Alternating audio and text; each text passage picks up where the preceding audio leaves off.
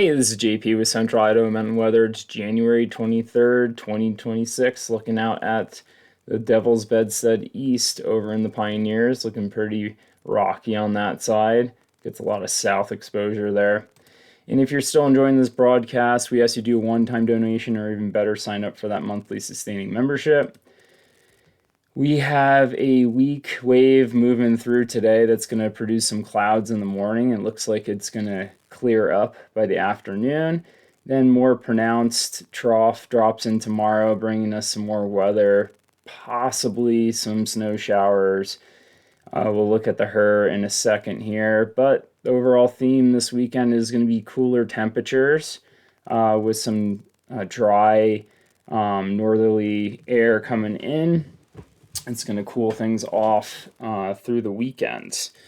And I'm going to do a deep dive into our high pressure system as far as how many droughts we've seen in January before. So stay put for that one if you want to hear about that. Looking at the mid-level water vapor map, I decided to show this one today.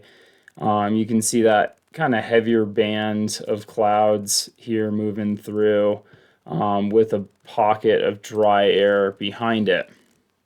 But you can see we got this low down here that's swirling up some clouds into our zone, but pretty much this northwest flow is trying to dominate the jet stream right now.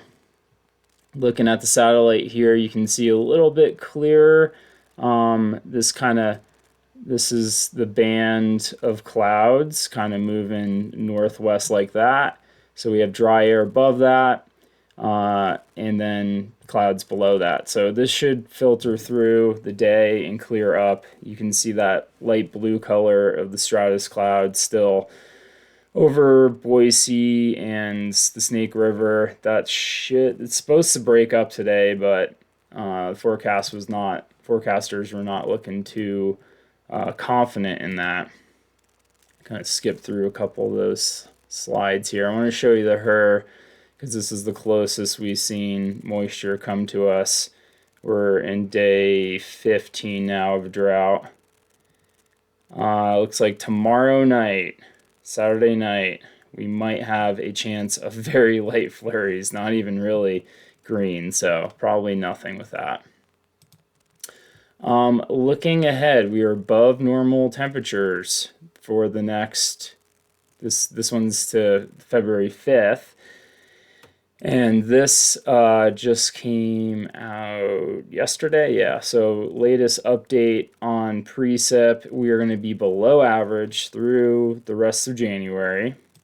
And then moving into February, for the first week of February, we are still below average. So we're close to the near normal. Maybe that'll change. But let's take a deep dive into looking at Galena SNOTEL site. This is past information. I pulled out some years.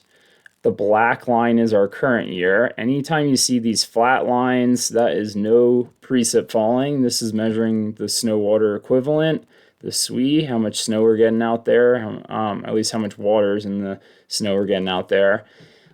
This is a little bit hard to see, but you can see I pulled out of the last, I think these are,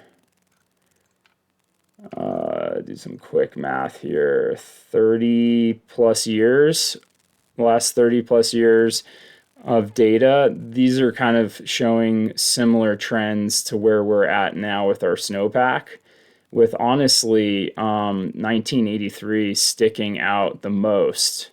Unfortunately, that was a strong El Nino year, actually one of the strongest, and we're in a La Nina year, a weak one, so the overall pattern doesn't really fit, but you can see that year kept getting better and better. A lot of these years actually get better and better. So some of the outliers that looked like they had the similar trend of how long our drought was 2010 to 11, and then the year after that, actually, we had 18 days of drought in January 2011 to 2012, and 2010 to 11 we had 13 days of drought in January. So not uncommon to have these droughts, but you can see 1, 2, 3, 4, 5, 6, 7, 8 years out of the last 30. So it's definitely, I guess, a little bit less statistically likely that we get these droughts in January. But where I'm going with this is they usually mean in the later part of the year, looks like April, we get hit with spring storms. So if this year continues, which it looks like the next couple weeks is going to remain a drought, it could be on par with the 2006 to 2007 year where we had this flat line all the way through February 10th before we started getting snow again. Could be pretty similar to that. But I guess the point I'm trying to make is we do have these droughts occasionally.